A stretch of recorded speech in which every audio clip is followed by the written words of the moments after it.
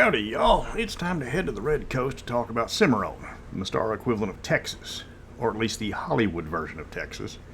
The only member of the Savage Baronies that is not a barony but a county, led by a duke. It is considered an uncivilized backwater by most of the baronies, but a vital one due to its large mineral deposits and advanced technology. And by advanced technology, I mean guns. Lots of guns. If you want cannons, rifles, and pistols, you come to Cimmaron. Good luck getting them past the other nations. It's a friendly place, but it's also known for being a dangerous one. Remember that just about everybody here is packing, and many of the neighbors ain't friendly. Welcome to Mystara. I'm Mr. Welch, and try the barbecue. Despite its claim of being a county, the nation is one of the smallest of the baronies, located to the southwest.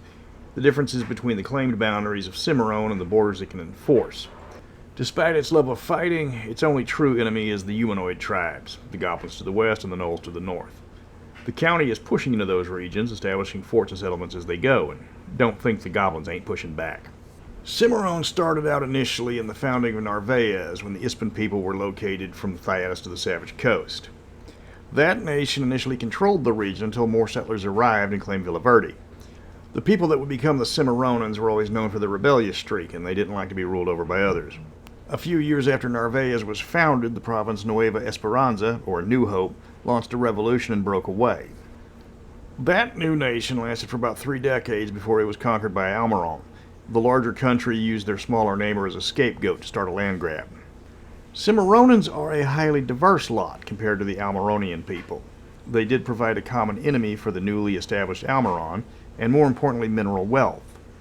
These guys lorded over their conquest until other baronies started encroaching on their territory, and once again Almiron's armies marched forth.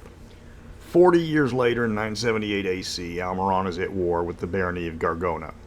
Nueva Esperanza decides it would be a great time to be independent again, only this time they have a trick that they are dying to show off: firearms.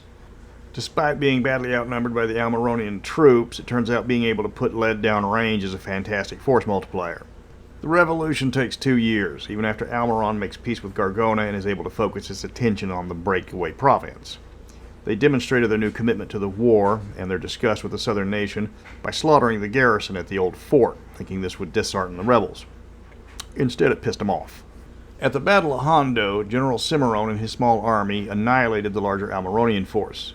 The defeat was so devastating that it collapses the Almironian government, securing independence for the breakaway province. The biggest reason for their victory was how quickly the nation adapted the dwarven invention of the firearm.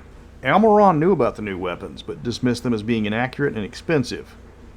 Cimmaron, on the other hand, fell in love with their look, their noise, and their ability to punch through plate mail like it was paper, which they were more than happy to demonstrate on the Almironian knights. Nueva Esperanza was renamed Cimmaron County after the general that gave the nation its independence in 980 AC. The capital was renamed Smokestone City, and the people began consolidating forces by arming pretty much everybody. Most nations, the government don't like it when commoners have weapons. Here, owning a firearm is considered a point of national pride. It also discourages humanoid races when everybody will shoot you in the face. The people of Simmerone stand apart from the rest of the baronies in culture. The original settlers of the region came from the nearby city-states, making this the only barony not founded by the Ispins. This is reflected in their culture, as while they've adapted some of the Ispin ways, they are far more racially diverse with a substantial number of dwarves in the population. They don't speak the same language, preferring the Thyaitian common as their tongue. The Cimmaronans value their independence and self-reliance as a national trait. They appreciate a strong government, but they don't want it interfering in things they can do for themselves. This makes the nation unpopular with the rest of the baronies, except for Guadalante, who they see as a kindred spirit. The land itself is known for its harsh nature. The eastern half is mostly scrub desert, with the rest of the nation largely being grassland, with forests and hills to the far west. It is frequently hit by storms coming in from the Gulf of Hull, dust storms from the coast, and tornadoes are common in the grasslands. There are several virulent diseases that plague the livestock, and the temperature in the summer is punishing, and the weather switches between droughts and floods almost at random. It's because of this the creatures living there are some of the hardiest you're going to find. It's a harsh place to call home, but this does reflect on the people living there. This is not somewhere you want to use Constitution as your dump stat. Humans make up a majority of the population of Simmerone, but dwarves are a third of that. There's not a small section of hen farmers found there, with more nomad types like Ricosta making up the rest. The county, despite being one of the smallest baronies, has the largest amount of warriors in the entire area. Cimmeronians like to fight. Granted, they will only kill you if they don't like you. but brawling in the streets is the national sport. Dwarves make up the majority of the smiths and the miners, and hen are a large portion of the farmsteaders and ranchers. The one advantage that Simmerone has over its rivals, aside from the fact that the entire population will not hesitate to shoot you if you piss them off, and if you piss them all off, they will be more than happy to introduce you to a brand new concept called volley fire. But the one true advantage is it's mineral rich with some of the most exotic substances found on the Savage Coast.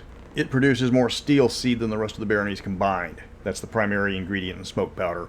It has enough cinnabril deposits that it is a net exporter, which has also helped because about half the nation falls outside the curse, so not all the population requires the stuff. On top of that, there are substantial coal, iron, and sulfur deposits, and red steel lying around in random places. The nation has firmly entered into the industrial age well ahead of its neighbors. They've even started toying with flintlock weapons in this newfangled concept called rifling. At this rate, I give the dwarves about 3 years before they invent the machine gun. Because of not just the mineral wealth, but the nation's advanced technology, they export all manner of metal goods and weapons to just about everybody, much to the dismay of the inheritors. If you want to buy a gun, you come to Simmerone. They will sell you red steel weapons, pistols, muskets, cannons, and everything else labeled not for use on friends. You are going to pay a pretty penny for it because the export tariffs they charge are extortionate. But where else are you going to find those items for sale?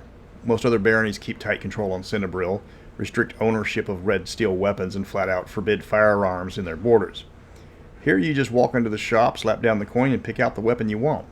Simmerone, despite its small size, has a fearsome military from its guns and its superior weapons. They are battle-hardened, and the only proven way to defeat them is with sheer numbers.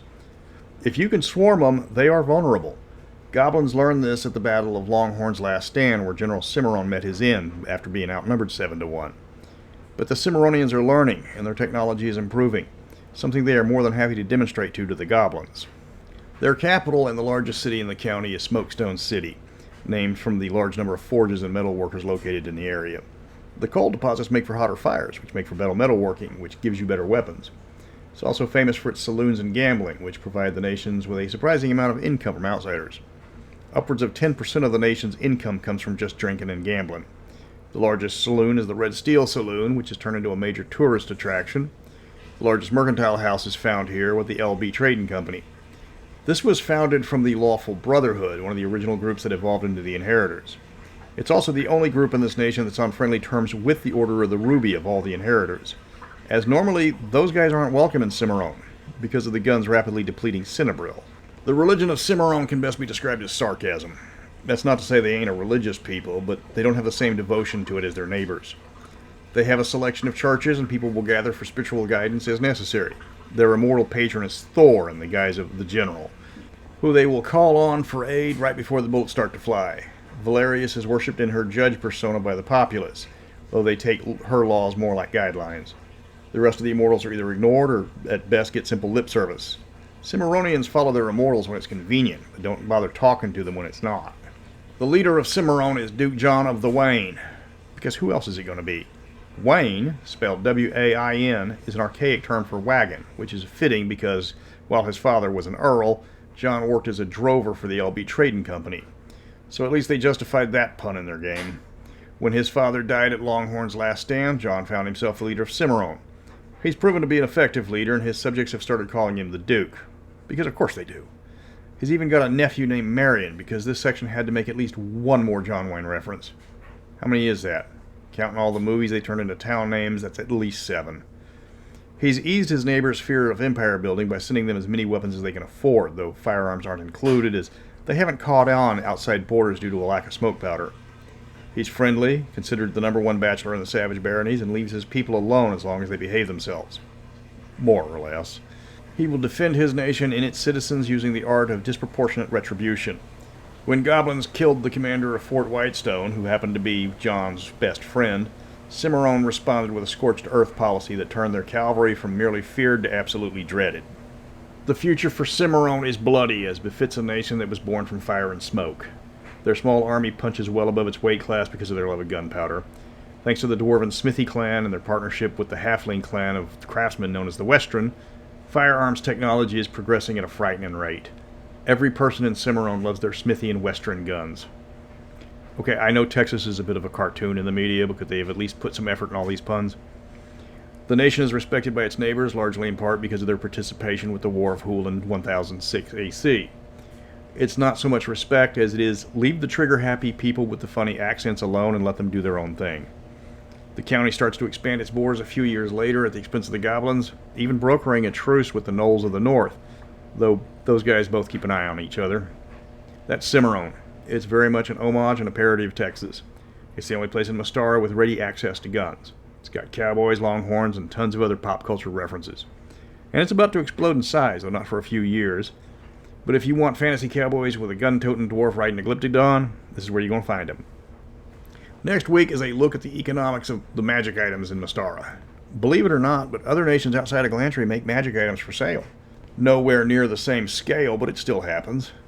And if you want to see how the Mystara Dungeon Master's Guide is progressing, check out the new art along with the Mystara books I've created by heading on over to freemystara.com, where I'm stockpiling all the masterpieces I have finished to support D&D's greatest setting.